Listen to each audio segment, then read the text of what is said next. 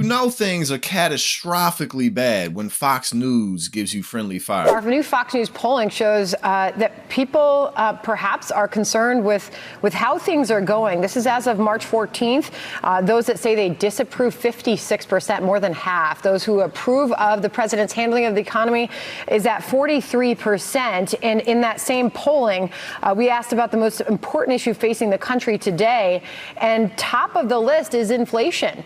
And the economy is number 2, and jobs.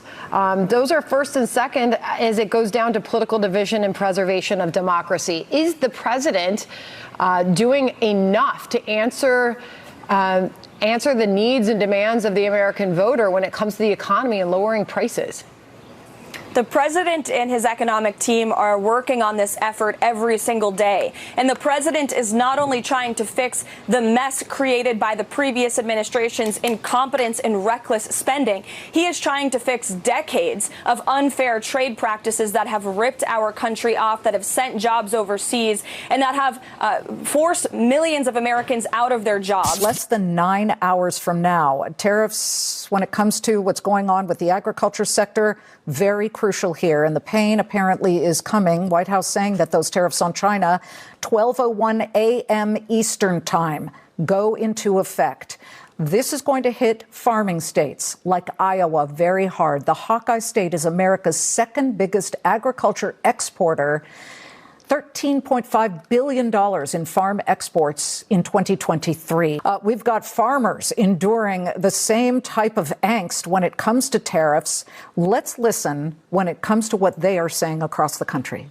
Already seeing it. You know, our soybean market, the cattle market, I'm more worried about what it's going to do for some of the other stuff that we will purchase throughout the year, whether that's equipment parts, chemicals in the future, fertilizer prices, how it's going to impact things.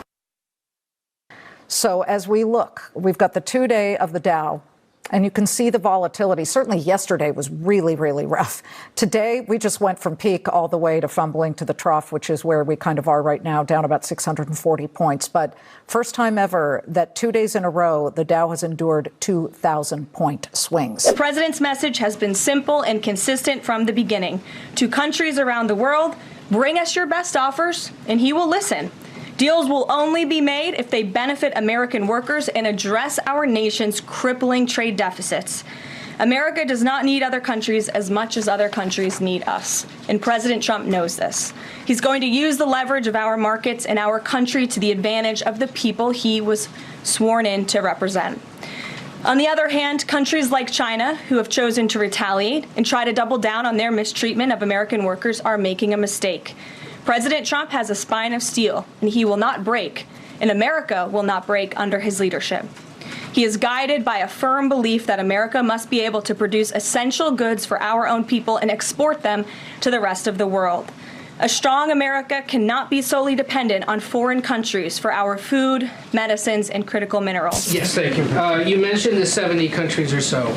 I'm curious, though, under what conditions at this point would President Trump talk to President Xi about tariffs? Look, I just spoke to the president about this, and he believes that China wants to make a deal with the United States. He believes China has to make a deal with the United States. It was a mistake for China to retaliate. The president, when America is punched, he punches back harder. That's why there will be 104% tariffs going into effect on China tonight at midnight. But the president believes that Xi and China want to make a deal. They just don't know how to get that started. And the president also wanted me to tell all of you that if China reaches out to make a deal, he'll be incredibly gracious, but he's going to do what's best for the American people. So China has to call first?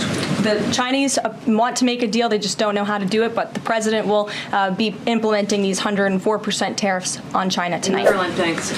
Does the president endorse something that Karoline Leavitt said on television this weekend, which was that the army of millions and millions of human beings screwing in little screws to make iPhones, that kind of thing is going to be moving to the U.S.? Is that how the president envisions manufacturing shifting? And if so, how long would that take, roughly? The president wants to increase manufacturing jobs here in the United States of America, but he's also looking at advanced technologies. He's also looking at AI and emerging fields that are growing around the world that the United States needs to be a leader in as well. So there's an array of diverse jobs, more traditional manufacturing jobs, as you discussed, but also jobs in advanced technologies. The president is looking at all of those. He wants them to come back home. But iPhones specifically, is that something that he thinks is the kind of technology that can move to the U.S.? Absolutely. He believes we have the labor, we have the workforce, we have the resources to do it. And as you know, Apple has invested $500 billion here in the United States. So if Apple didn't think the United States could do it, they probably wouldn't have put up that big chunk of change. I hope that I hope that the United States and Europe can establish a very close partnership. We obviously are, there's an alliance already, but I'm hopeful that there can be a very close relationship with America and Europe. And I'm hopeful, for example, with the tariffs, that at the end of the day, I hope it is agreed that both Europe and the United States should move, ideally, in my view, to a zero tariff situation, effectively creating a free trade zone between Europe and North America. That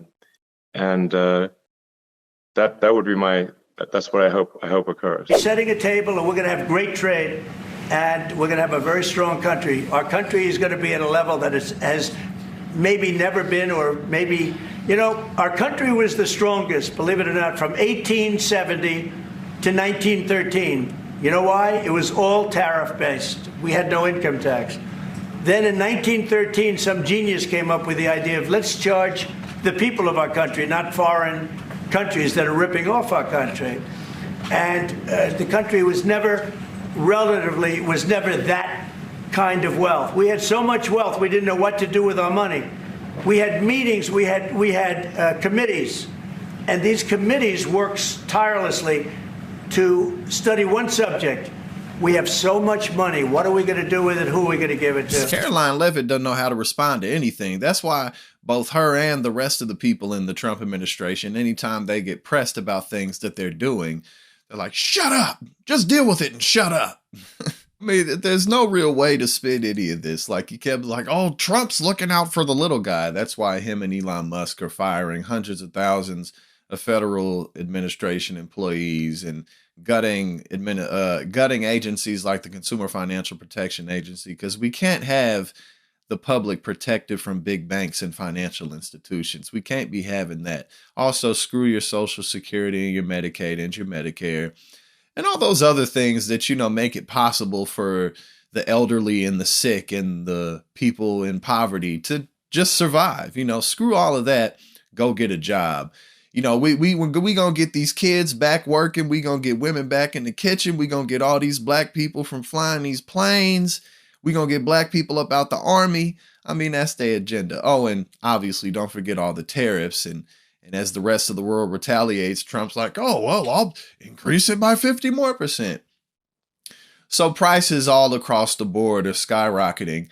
And of course, the stock market is tumbling and crashing and doing absolutely horrible.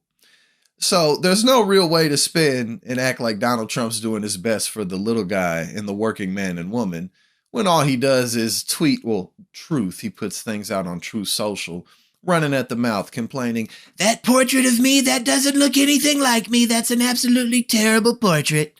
That's what Donald Trump is doing. So congratulations, America. This is what we voted for, and this is what we getting.